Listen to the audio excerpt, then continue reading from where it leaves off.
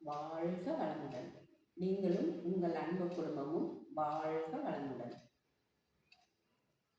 வாழ்க்கை மலர்கள்ல நாள் ஒரு நற்சிந்தனை.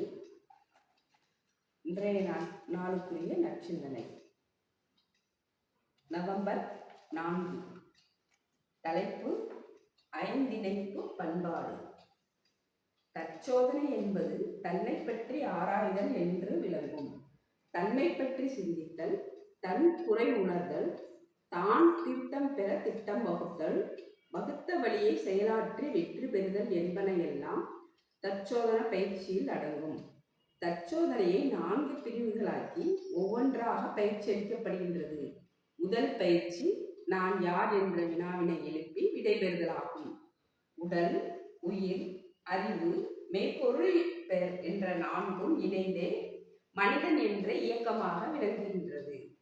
இந்த 4 நிலைகளை பற்றி விளக்கத்தின் மூலமும் சிந்தனையின் மூலமும் உணர்ந்து கொள்வதே மெய்யுணர்வாகும்.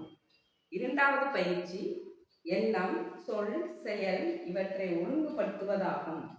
தனக்கும் பிறருக்கும், தற்காலத்திலும் பிற்காலத்திலும், அறிவிற்கும் உடல் உணர்ச்சிக்கு துன்பம் எழாத அளவிலும் முறையிலும் எண்ணம், சொல், செயல் 3ஐயும் பண்படுத்தி பயன்பெறுதலாகும். மூன்றாவது பயிற்சி அருங்குண சீரமைப்பு.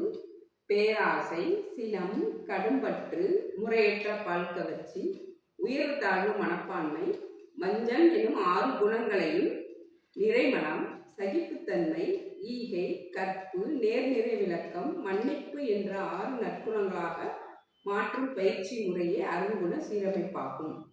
மனிதன் உணர்ச்சி வயப்படும் போதுதான் அவன் 6 தீய குணங்களாக மாறுகிறான். அறிவின் பயம் நின்ற மாறாத விழிப்பு நிறை பெற்றால் உணர்ச்சி வயமாகாத வழியே இல்லை. மனித இன பண்பாட்டிற்கு அருங்குண சீரமைப்பு இன்றியமையாதது ஆகும். 4வது பயிற்சி கவலை ஒழித்தல்.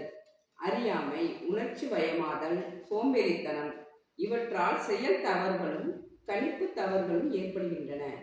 இவைகளையெல்லாம் ஆராய்ந்து